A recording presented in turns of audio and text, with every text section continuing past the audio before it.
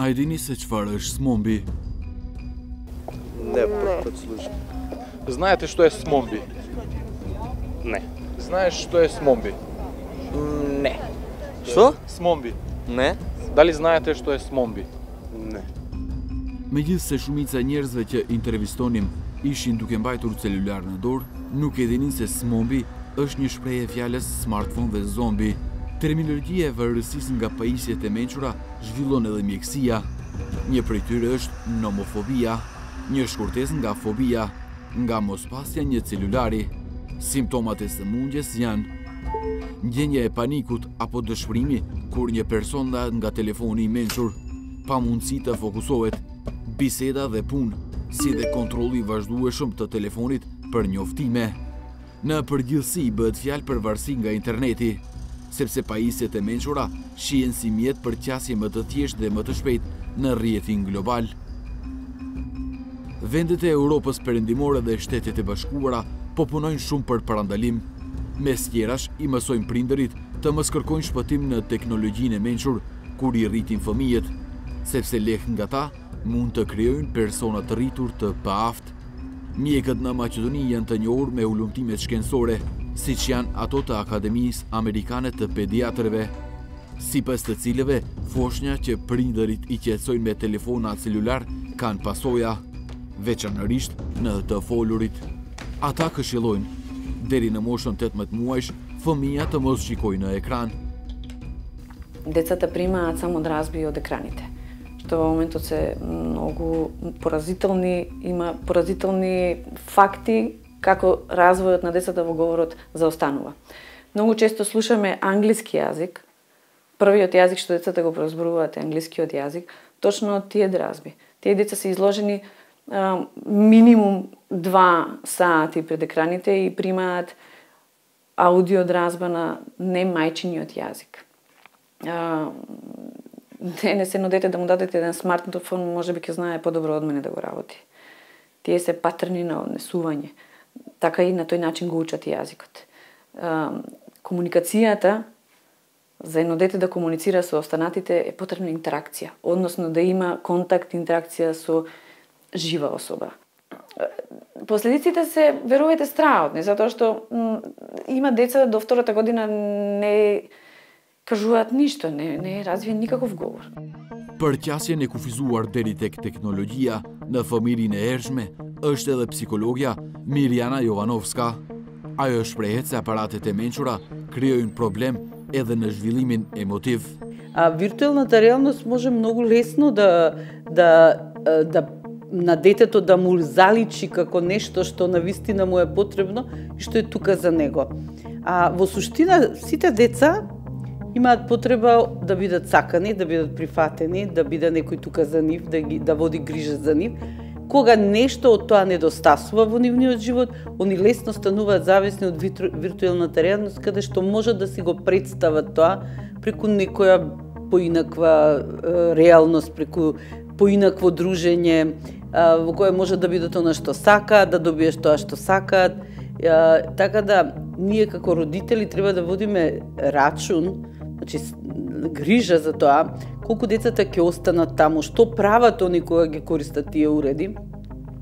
А детето кое повторува прво одделение заради тоа што толку многу останува на таблет или на компјутер, однова јас ќе прашам каде се родителите тука? Jo më pak të rëndësishme janë edhe rreziqet për të cilët paralajmëron doktoresha Aspazia Sofianova.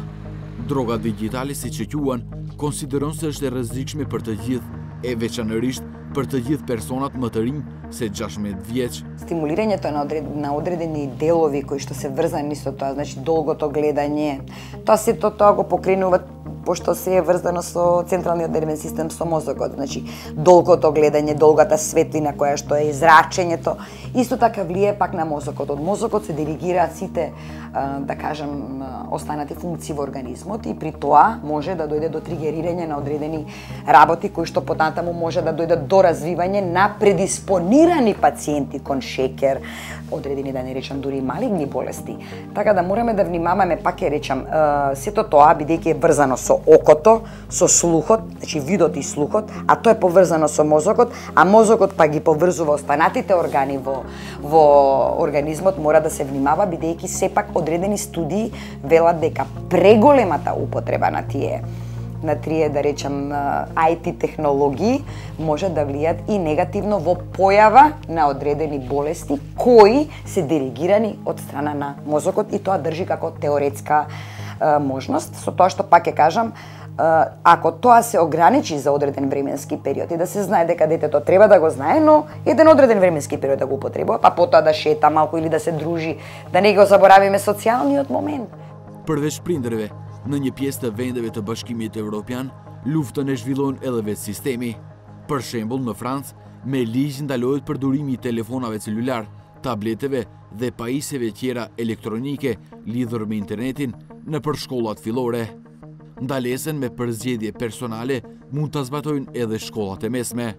Ministria e Arsimit në Greqinë Fqinje ka ndaluar përdorimin e pajisjeve të mençura në për shkolla. Ndalesa përfshin edhe publikimin e fotografive dhe videove nga nxënësit në për web faqet e shkollave. Apo merr Ministria e Arsimit parasysh kufizime të tilla?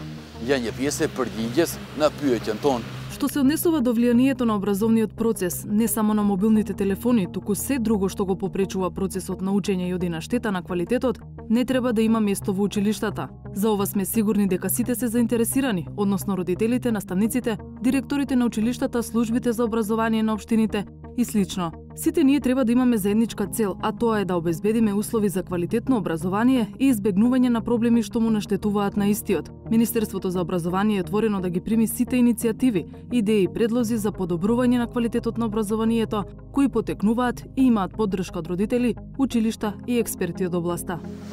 Nëse kuptuat, shkoj më tej. Në Pajanairin e Shkencës në Beograd, vëmendje më të madhe të rroqi Juan Rodilla nga Barcelona. Ai bën lodra origjinale për fëmijë nga pjesë të aparateve dhe makinave që hedhin të tjerët. La idea empezó por casualidad, nunca fue un proyecto, pero luego me di cuenta que la imaginación es lo más importante que tenemos las personas y que hay que desarrollarla, porque la sociedad no nos ayuda mucho a imaginar, nos da muchas directrices, pero no espacio para la imaginación. Edhe pse stenda ti duket si fabrike vjetër për lodra, aty kishte më shumë fëmijë. Shprehen se asnjë fëmijë me orë të tëra nuk ka shikuar në celularin e vet, duke luajtur me mbetjet e Xhahuanit.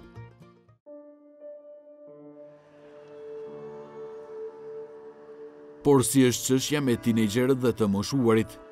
Sociologët nuk e hedhin poshtë nevojën që të eset me shekullin 21, por apelojnë se përdorimi i tepërt i pajisjeve të mençura është rruga më e shkurt deri tek vetmia. Веќе имаме во Европа и во Соединетите американски држави лекување на зависници од социјални мрежи. Дури она што се фрапантни податоци. Веќе во Кина и во Јапонија смислиле пелени за адолесценти, што е фрапантно. Родителот, значи детето да не е изгубело време од таа игра, бидејќи тоа било прво, остава пелена да врши основните спотреби, кои ние ги социализираме уште од најрана возраст, што че тоа дека го враќаме во примарното детство, што е фрапантно. Од друга страна, тие се алиенираат, отуѓуваат едни од други. Значи, таа емпатија која што треба да се развива, ја нема. И сите овие негативни последици, со време треба ние да ги превенираме. Треба да се врати таа социализаторска функција на семејството, на што јас често го говорам, воспитната. Се помалку време имаат родителите за децата. И затоа најлесно е дај го мобилниот телефон, дај го уредот, дај го лаптопот, компјутерот, детето само нека си игра, само нека се занимава, нека се забавува, што всушност е многу лошо. Shumë vende të zhvilluara si Korea e Jugut tashmë kanë qendra të posaçme në të cilat të rinjt e varur nga telefonat e mençur dhe interneti kalojnë nëpër një terapi, një muajshe që të kthehen në një binar normal.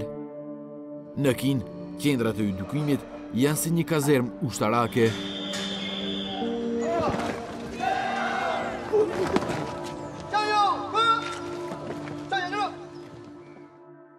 Dhe përderisa të parët kalojnë tashmë nëpër programe për rehabilitim, për të tjerët në raste të pashpresë, shënojnë shqidje të veçanta për këmbësor, që të mos bien në ndonjë vrim, të mos përplasen në ndonjë shtyllë elektrike, ose të mos e gjejnë veten në rrota.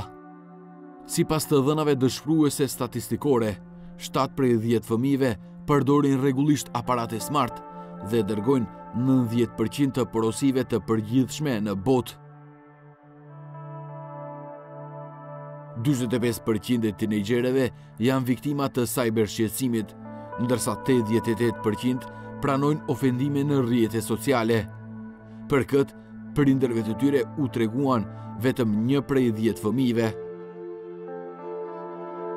Themeluesit, drejtorët dhe inxhinierët e Microsoft, Apple, Facebook, Google dhe Mozilla nuk u lejojnë qasje fëmijëve të tyre deri te produktet e tyre, prej të cilave përfituan miliarda, derisa nuk mbushin moshën 16 vjeçe.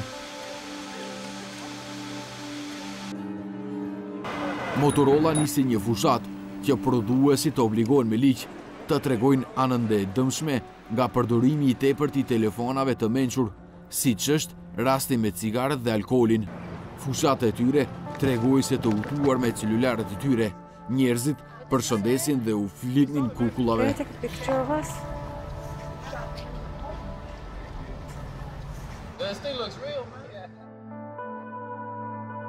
E çfarë të thuhet kur ja ktheni shpinën pikturës së Rembrandtit për shkak të një celulari? Të kthehemi në fillim. A e dini se çfarë është smombi? Nuk e dinim as ne, derisa nuk filluam të hulumtojmë temën dhe nuk erdhëm deri te këto të dhëna brengosëse.